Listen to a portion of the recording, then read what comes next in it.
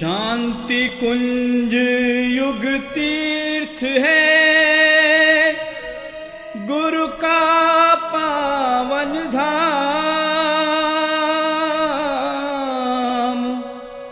श्रद्धा प्रज्ञा शक्ति का निर्झर आठों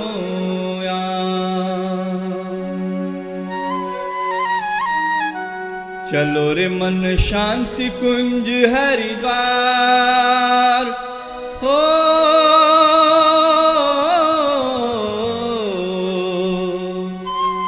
चलो रे मन शांति कुंज हरिद्वार, जहाँ है जग जननी का प्यार। गुरु है अवघड़ दानी, सुधासी जिनकी वाणी। गुरु है अवघड़ दानी, सुदासी उनकी वाणी। चलो रे मन शांति कुंज हरिद्वार, जहाँ है जग जननी का प्यार। गुरु है अवघड़ दानी, सुदासी जिनकी वाणी। गुरु है अवघड़ दानी, सुदासी जिनकी वाणी।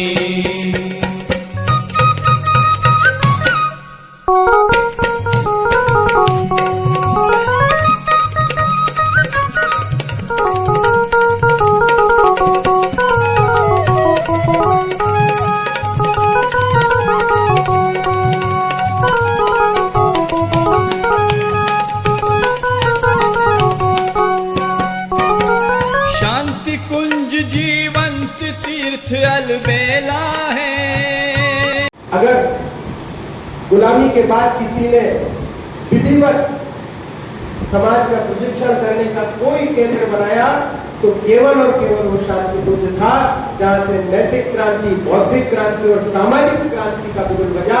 और वो तीनों क्रांतियां यहाँ से आज भी चल रही है और आगे भी चलती रहेंगी। शांति कुंज जिस धरती पर, उसके विषय में परम पूज्य गुरुदेव अपने ध्यान में स्वयं कहते हैं, गंगा की गोद हिमालय की छाया। पौराणिक आख्यान आता है श्री पुराण के अंतर्गत कि कभी हिमालय यहीं से प्रारंभ था। आप यदि इसका भौगोलिक दृष्टि से भी देखें तो हरिद्वार जो क्षेत्र है ये बड़ा महत्वपूर्ण है। इसके दो नाम हैं और दोनों ही माने जाते हैं। कोई हरिद्वार कहता है, कोई हरिद्वार कहता है, लेकिन दोनों सही। हरिद्वार क्या?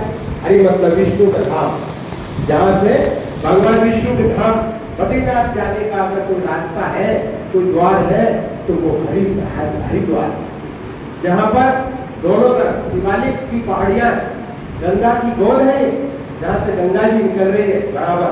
आज हम इस जहां बैठे हैं, कभी वर्षों पूर्व यहाँ गंगा बहती थी, निर्वात प्रवाह में यहाँ पर गंगा माता बहती थी। दोनों तरफ की पहाड़ियों के बीच में यहाँ जल रहता है, तो गंगा की गोद है। और हरिद्वार मतलब शिव, हर माने शिव, उनका भगवान केदारनाथ के रूप में यहाँ से उनके लिए भी रास्ता एक ही रास्ता है दोनों जगह जाने का। इन दोनों पहाड़ियों के बीच में, जिसमें दोनों पर्वतों के ऊपर एक तरफ मनसा देवी है, एक तरफ चंडी देवी, आप सब जानते हैं। लेकिन पौराणिक आख्यान जो कहता है वो यही कह रहा है। क्या कह रहा है? कि ये दिव्य जगह है और इन दोनों पहाड़ियों के जहाँ समापन होता है और जहाँ से ये जो गंगा जी की हमारा हर की पेड़ी है, इसके उस तरफ कहते हैं कि कनखल क्षेत्र कहलाता है। और कनखल जो है हमारे किसी समय मायापुर क्षेत्र का आता था। मायापुर का आख्यान आता है हमारे शिव पुराण। और मायापुर किसकी है? भगवान की नगरी है, जहाँ उनका विवाह हुआ। वहाँ सती कुंड है, आज भी है। वहाँ दक्ष राजा का मंदिर भी है और जहाँ भगवान शिव की बारात कभी आई थी। और यहाँ पर आप देखें तो भौगोलिक दृष्टि से वो सारे साक्ष्य आज भी है जो पुराणों में। लिंगेश्वर, जहाँ कभी माता पार्वती ने 1000 वर्ष तक रह करके बेल के पत्र खा करके और उन्होंने तपस्या की, वो लिंगेश्वर आज भी है। तो कहने का मतलब है कि पौराणिक दृष्टि से हम देखें तो जैसे बनारस है वैसे हरिद्वार, दोनों का भाग है। माता गंगा यहाँ जिसकी गोद में बहती हो, और हिमालय यहीं से प्रारंभ हो जाता है। हिमालय की पहाड़ियाँ यहाँ से प्रारंभ होती है और हिमालय में जाकर के सीधे वहाँ तक मिलती है जहाँ पर पंचाचूली है, यहाँ पर हमारे कैलाश पर्वत है और यहाँ सुमेरु पर्वत है। ऐसे विभिन्न हमारे हिमालय की उस दिव्य प्रांत में जहाँ पर परम पूज्य गुरुदेव स्वयं है, कहाँ गए, गंगोत्री के ऊपर जहाँ पर नंदनवन है, ऐसे स्थान से डायरेक्ट यहाँ पहले जुड़ाव था, संपर्क था। जब हम लोग 30 साल पहले कभी यहाँ आए थे, 30 साल हो गए लगभग हम लोग, 30 साल पूर्व हमने देखा कि यहाँ के पास पहाड़ियों पर बर्फ जमती थी, लेकिन जैसे जैसे जनसंख्या बढ़ी, जैसे जैसे नस्लियत बढ़ी, वैसे वैसे यहाँ पर वो बर्फ गिरना कम हो गई और गर्मियां बढ़ी। कुल मिलाकर आपसे क्या निवेदन करना चाहते हैं? कहना ये चाहते हैं कि जितने भी तीर्थ क्षेत्र हैं वे सब ऊर्जा के केंद्र हैं। क्या है? ऊर्जा के केंद्र है तीर्थ क्षेत्र। और हरिद्वार इतनी ऊर्जा का केंद्र है, और उस ऊर्जा के केंद्र में एक केंद्र शांति कुंज, जिसे चैतन्य सिद्ध क्षेत्र कहा गया। योग ऋषि वेदमूर्ति तपोनिष्ठ पंडित श्री राम शर्मा आचार्य जी, जिनके विषय में आप सब जानते हैं, उत्तर प्रदेश की भूमि जहाँ आंवलखेड़ा में उन्होंने अपनी लीला का प्रारंभ किया, वहाँ उनका जन्म हुआ और उन्होंने अपनी कर्मभूमि तपोभूमि मथुरा को बनाया। मथुरा और आगरा से उन्होंने, जब उन्हें आदेश हो गया कि अब तुम्हें केवल हिमालय में ही रहना है, तो वहाँ से चले। तो हिमालय के मुहाने पर कहीं कोई एक ऐसा केंद्र स्थापित करना था जहाँ से लोग उस केंद्र में आकर अपनी तप साधना कर सके और उस ऊर्जा को अनुभव कर सके जो ऊर्जा इन तीर्थ क्षेत्रों में विराजमान है। शांति कुंज एक ऐसा ही दिव्य तीर्थ है, एक ऐसा दिव्य क्षेत्र है जहाँ पर सघन ऊर्जा महसूस करने के लिए, जिसके अंदर वो रिसीवर होता है, जिसके अंदर वो वैसी भावना होती है, वो महसूस करता है। मैंने निवेदन किया कि शांति कुंज क्रांति हो, तो वास्तव में क्रांति हो, यहाँ से बहुत सारी क्रांतियां चली। परम पूज्य गुरुदेव ने अपने जीवन में जो 3400 किताबें लिखी, उन किताबों में उन्होंने एक प्रश्न ऐसा लिखा जिस प्रश्न पर उन्होंने क्या लिखा? मनुष्य में देवत्व का उदय और धरती पर स्वर्ग का अवतर। और ये हमारी योजना है, और ये हमारी नहीं, ये भगवान की दी हुई योजना है। जब हम वहाँ पर सप्त ऋषियों से मिलने हिमालय क्षेत्र में पहुंचे, तो सप्त ऋषियों ने हमको जो ज्ञान दिया, उन्होंने जो हमसे अपेक्षाएं की, उनको हमने सूत्रबद्ध करके योजना के अंतर्गत यहाँ पर स्थापित कर दिया। और उन्होंने लिखा 100 सूत्री कार्यक्रम, युग निर्माण योजना का 100 सूत्री कार्यक्रम, और उसमें से भी हम लोग 7 कार्यक्रमों को यहाँ पर चला रहे हैं। वो बड़े महत्व, शिक्षा, स्वास्थ्य, स्वावलंबन और व्यसन मुक्ति, ऐसे ये जो कार्यक्रम है, वृक्षारोपण है, इन सब कार्यक्रमों के माध्यम से हम क्या कर रहे हैं? नैतिक क्रांति, बौद्धिक क्रांति और सामाजिक क्रांति, तीनों स्तर पर कार्यक्रम। तो गुरुदेव ने क्या कार्यक्रम बनाया? उन्होंने बनाया व्यक्ति निर्माण, परिवार निर्माण और समाज निर्माण। इन 3 धुरियों पर उन्होंने काम प्रारंभ किया। सबसे पहले उन्होंने कहा कि शांति कुंज एक ऐसा हम टकसाल बनाने जा रहे हैं जहां से व्यक्तित्व के निर्माण के लिए व्यक्ति गढ़े जा सके। व्यक्ति सब अच्छे, लेकिन व्यक्ति के अंदर का व्यक्तित्व, उसकी बोलचाल की भाषा, उसका रहन सहन, उसके कर्म से पता चलता है। इसलिए सबसे पहले किसे सुधारने की आवश्यकता है? तो व्यक्ति को सुधारने की आवश्यकता। व्यक्ति क्या है? व्यक्ति विचारों का पुंज है। इसलिए गुरुदेव ने क्या किया? विचार क्रांति अभियान बनाया। क्या बनाया? विचार क्रांति। विचारों को पलट, उन्होंने कहा उल्टे को उलट करके सीधा करना है।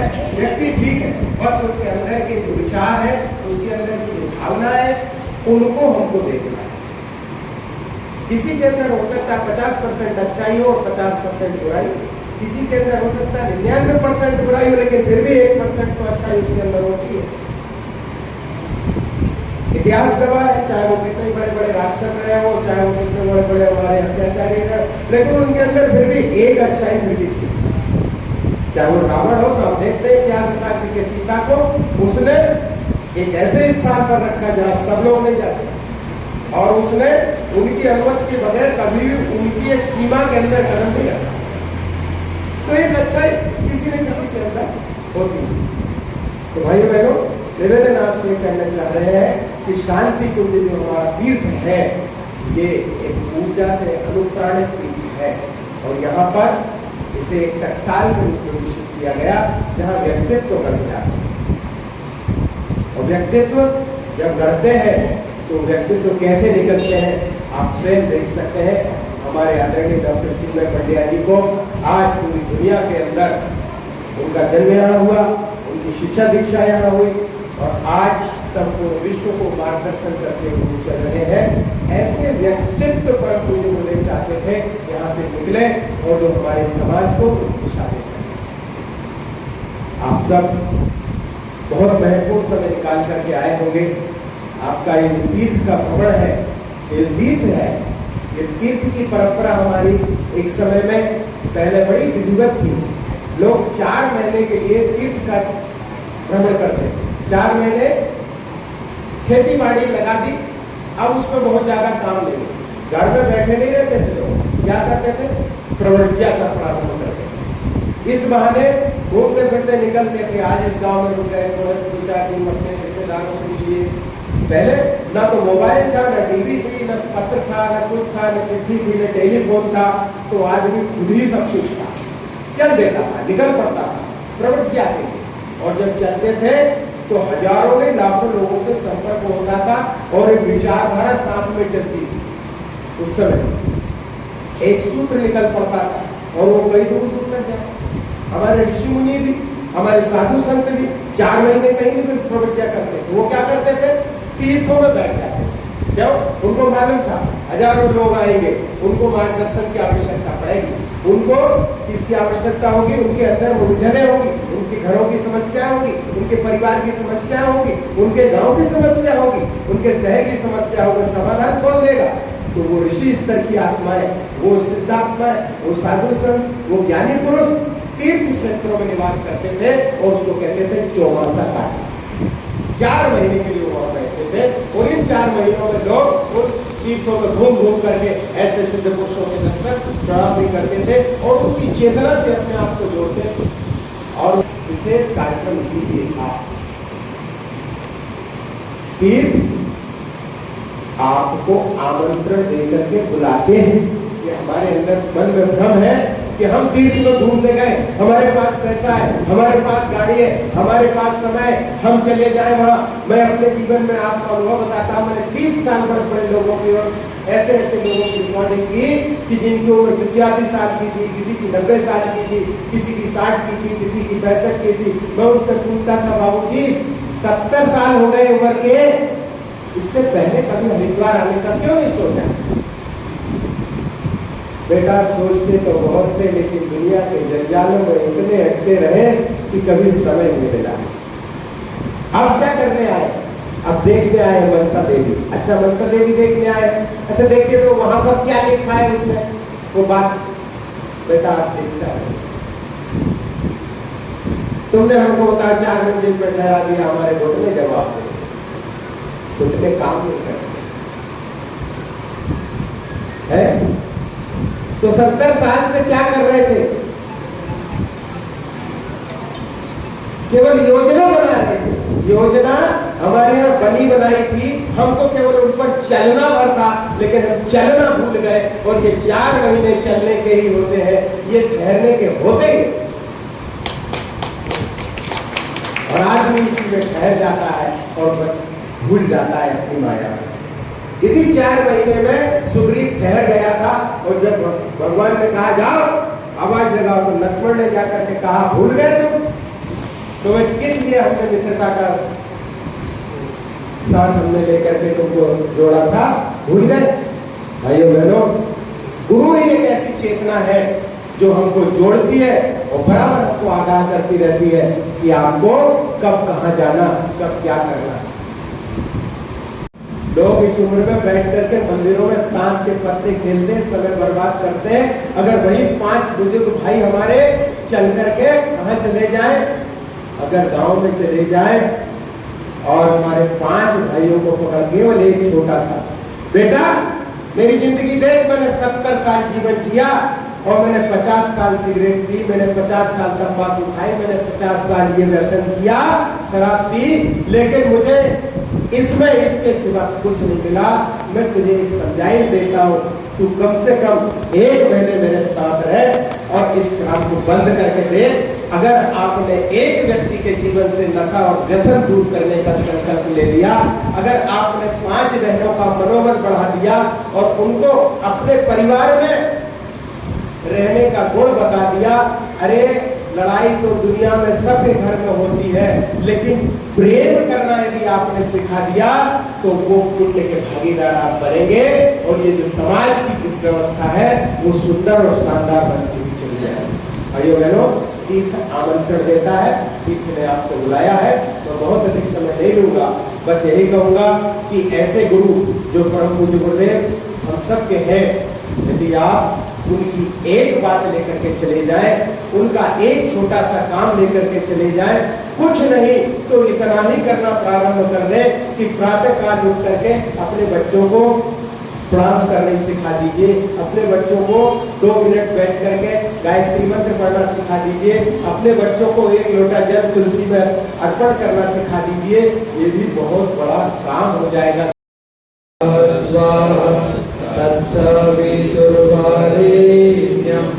भर्गो देवस्य धीमहि धियो यो नः प्रचोदयात्। अज्ञानतिमिरान्धस्य ज्ञानाञ्जनशलाकया चक्षुरुन्मीलितं येन तस्मै श्रीगुरुवे नमः। हमारे प्रिय मंगल भाई साहब, हमारे बहुत ही प्रिय छोटे भाई जैसे, पुत्र जैसे हमारे विक्रम जी, हमारे मुरादाबाद के, हमारे मोदी नगर के गौड़ जी और पूरी मात्र आई हुई सम्मानीय बहनों और भाइयों, ज़्यादा समय नहीं होगा, 8-9 मिनट तक अपनी बात खत्म करेंगे। रामायण जी में बड़ी सुंदर चौपाई है। क्या चौपाई है? जब जब होई धर्म की हानि, पाढ़ी असुर अधम अभिमानी। राम सिया राम जय जय राम, राम सिया राम जय जय राम। तब तब धरे प्रभु विविध शरीरा, हरहि कृपा निधि सज्जन मीरा। राम सिया राम सिया राम। क्या कहा है? जब जब होई धर्म की हानि। धर्म मतलब जब आम आदमी दुखी, हैरान और परेशान हो जाए, जब जानवरों से ज्यादा आदमी मरने लग जाए, जब परिवार टूटने लग जाए, जब समाज बिलखने लग जाए, साधनों के अंबार के बीच में लोग लोगों का गला काटने लग जाए, साधन न हो और कोई किसी का कुछ छीन के खा जाए तो समझ में आता है। साधन होने पर भी आदमी छीन रहा है, आम आदमी रोने कलपने में जीवन बिता दे और आम आदमी ये कहे कि हमसे तो अच्छे जानवर हैं। सुर दुर्लभ मनुष्य तन का, जो सुर दुर्लभ देवताओं को दुर्लभ देह है, वो पाकर मनुष्य ये कहे कि मुझसे अच्छे तो जानवर है। कोई अहंकार में तो कोई अभाव में, कोई साधन में तो कोई दुख में हैरान और परेशान। और जब जब ऐसा होता है तब कौन आते हैं? भगवान। भगवान 3 रूप में आते हैं, संत, शहीद और सुधारक। और भगवान जब आते हैं तो समाज को जीना सिखाते हैं, समाज को ऊर्जा भर देते हैं। भगवान कोई खेती नहीं करेगा, भगवान कोई आपकी जेब में रुपया नहीं डालेगा, लेकिन भगवान इतनी ऊर्जा आपको देते, वो तो है सदा, और वो विशेष रूप से जब आते हैं तो वो आपको इतनी ऊर्जा दे देते हैं कि ये सब काम आप करने लगते हैं। आप तिनका घास लगाओ, 2 घंटे बारिश होती है तो 5 दिन के बाद चारों तरफ हरियाली ही हरियाली। जीवन में जब ऐसे दुख, अभाव, कष्ट का काल पड़ता है और चारों तरफ सूखा और बंजर होता है, तब भगवान धरती पर आते हैं। और इस समय पूज्य गुरुदेव वंदनीय माता जी गायत्री और यज्ञ की शक्ति को लेकर आए। यज्ञ से राम जन्मे थे, यज्ञ से कृष्ण जन्मे थे, यज्ञ से देवता जन्मे थे। अग्निदेवता, वातो देवता, सूर्यो देवता, चंद्रमा देवता। तो 5 पांडव जल, अग्नि, वायु, आकाश और पृथ्वी की शक्ति को लेकर जन्मे थे। और लोग ये कहते हैं साहब सनातन धर्म खत्म हो जाएगा। जिस दिन पृथ्वी खत्म हो जाएगी उसी दिन सनातन धर्म खत्म होगा।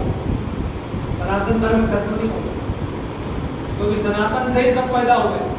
और पृथ्वी के पहले भी जो था, पृथ्वी डूबी जल में तब भी जो था, और पृथ्वी जन्म ले ली उसके बाद भी जो है, उसी का नाम सनातन है। कोई प्राणी पृथ्वी का दुखी न हो। चींटी को भी हमारे यहाँ पर आटा डालने की परंपरा है। गौ माता कष्ट में न हो, साधु भूखा न हो। क्या परंपरा है। अन्न पैदा होगा तो पहला अन्न यज्ञ में जाएगा। होली अन्न पैदा होगा तो गांव के मंदिर में जाएगा। क्या गजब की परंपरा, यही है सनातन। और भाइयों, भगवान धरती पर आए हैं, तो जब भगवान धरती पर आते हैं, बारिश होती है गांव में। पहले जमाने बारिश होती थी तो इतने नल वर नहीं होते, तो लोग बड़े बड़े बर्तन को पतरे के नीचे लगा के भर लेते थे कि ये पानी कपड़े धोने के काम आएगा। लेकिन इसका कौन भर पाता है? जिसका बर्तन सीधा हो। कैसा होता है? सीधा हो और छेद रहित होता है, उसी का बर्तन। तो भाइयों, इस समय हम अपने जीवन के मुख को, बर्तन को भगवान की तरफ कर लें, गुरुदेव की तरफ कर लें, माता जी की तरफ कर लें, शंकर जी को मानो, कृष्ण जी को मानो, हनुमान जी को मानो, जिसको मानना है मानो। प्रज्ञा पुराण पढ़ना हो पढ़ो, शिव पुराण पढ़ना हो पढ़ो, कुछ पढ़ लो, पर इस समय गुरुदेव और माता जी से जुड़ो। और 3 माला गायत्री का मन लगे तो भी करो और मन न लगे तो भी करो। लोग कहते साहब हमारा मन नहीं लगता, तो मन तो कभी नहीं लगेगा। मैं आज के 30 साल पहले की बात कर रहा हूं। एक घोड़े वाला, बोलो गायत्री माता की, एक घोड़े वाला हमारे खेत के पड़ोस के खेत में आया। तो पहले चलती थी रहट। क्या चलती थी? रहट। मोटर तो थी नहीं, बटन दबाई, और इंजन भी नहीं आया था, आ गया था, पर फिर भी रहट। तो वो क्या बैल बांधते थे या ये ऊंट बांधते थे या भैंसा बांधते थे। तो भैंसा चल चल के जाता था, पानी आता था, फिर वो पीछे जाता था, पानी आता था। तो क्या हुआ? वो आवाज करता था, चूंचा चूंचा चूंचा। अब घोड़े वाला जो है वो आया, उसको घोड़े को पानी पिलाना, तो पानी न पिए क्योंकि वो चूंचा करे। उसने, वो छोटा सा था, देख रहा था, मुझे याद है, तो उसने जो किसान था खेत का, उसको कहा इसको चूंचा को बंद कर, और चूंचा बंद करे तो पानी ना आए। उसने कहा तेरे घोड़े को चूंचा में ही पानी पिलाना पड़ेगा, तो जिंदगी में चूंचा तो चलेगी, उसमें भगवान का भजन करेगा।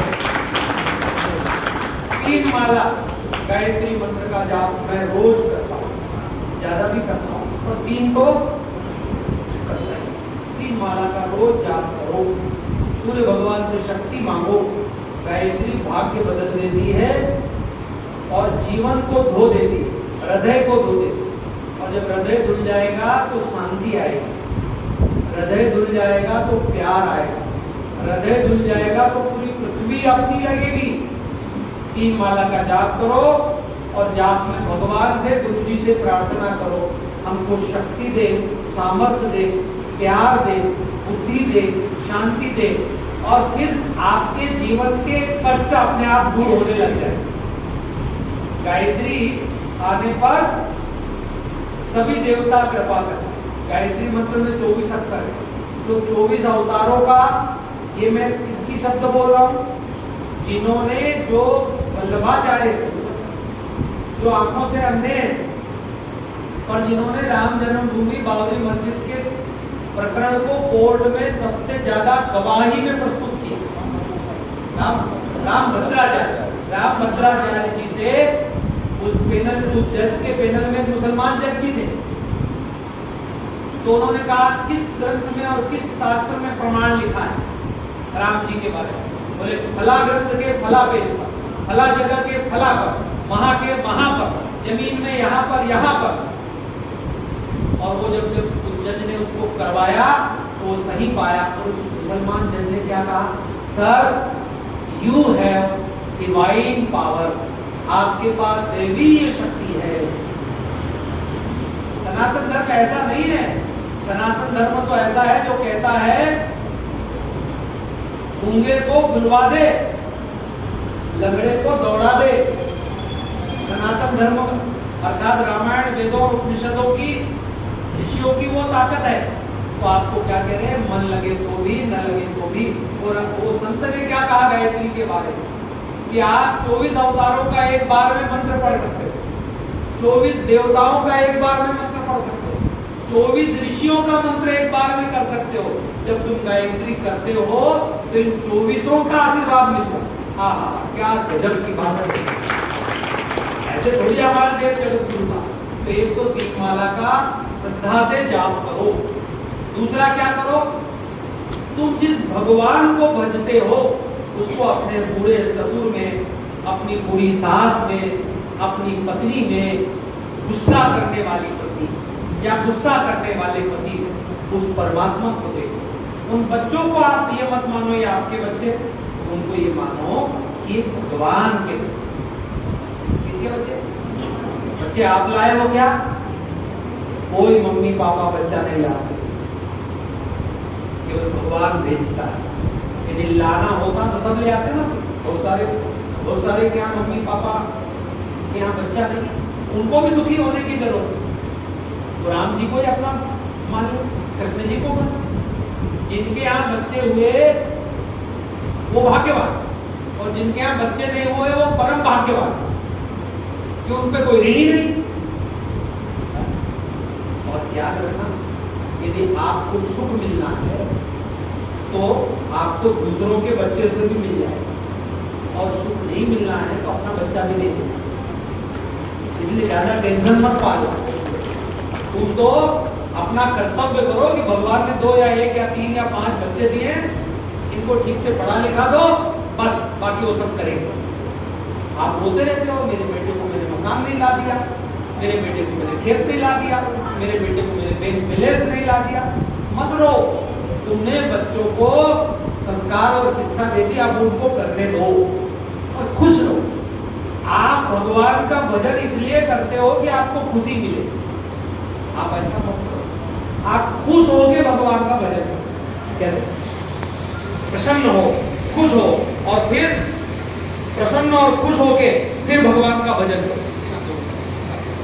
ठीक है, एक काम तो 3 माला का जाप करो। दूसरा क्या करो? दूसरा गुरु जी के काम में सहयोग करो। गुरु जी का जो काम चलता है ना, गायत्री परिवार का यज्ञ, गेहूं इकट्ठा करना, बहुत सारे काम होते रहते हैं, उसमें सहयोग कर दो। अरे मैं तो अनपढ़ हूं, क्या करूंगी? आप यज्ञशाला तो लिख सकते, लोगों को पानी तो पिला सकते, भोजनालय में रोटी बनेगी वो तो कर सकते। करने को चाहे तो सबरी देवी बन जाए, करने को चाहे तो हनुमान जी पूज्य हो जाए, और न करने को चाहो तो राम जी निकल गए, राजा ने मुंह मोड़ लिया। और करने को चाहो तो जंगल का आदमी भी निषाद राजा बन जाता है। स्वयं पृथ्वी का, ब्रह्मांड का नारायण उस आदिवासी राजा के घर जाता है। जरा रास्ता तो बनाओ, अपने दिल में जगह तो बनाओ, प्यार करो लोगों से, क्या अपने लोगों से, और प्यार करोगे तो परमात्मा आपके आसपास है। प्यार के लिए जिंदगी छोटी पड़ रही, नफरत कहां से करो? आपके प्रति कोई छोटा मोटा बुरा कर दे तो उसको भूल जाओ। हाँ, देश और समाज के लिए कोई गलत करे तो डंडा लेके खड़े हो जाओ। एक काम तो 3 माला का जाप करो, दूसरा गुरुदेव के काम में सहयोग करो, तीसरी चीज कहीं सत्संग अखंड ज्योति का, गुरुदेव का साहित्य का, गुरुदेव के विचार का आप करो, और लोगों को इससे जोड़ो। गायत्री परिवार से और लोगों को जोड़ो। भगवान आप सबका कल्याण करे, आपके घरों में सुख शांति समृद्धि आए, समय समय पर आप आते रहे। मेरे 9 मिनट पूरे हो गए। ओम शांति शांति।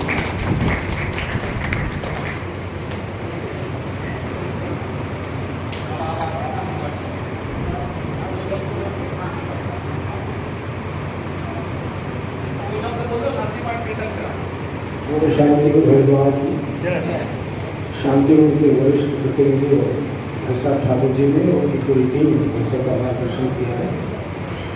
हम दोनों साक्षात प्रत्यक्ष रूप में गुरु गुरु के प्रतिनिधि हैं, इनका बहुत बहुत आभार है।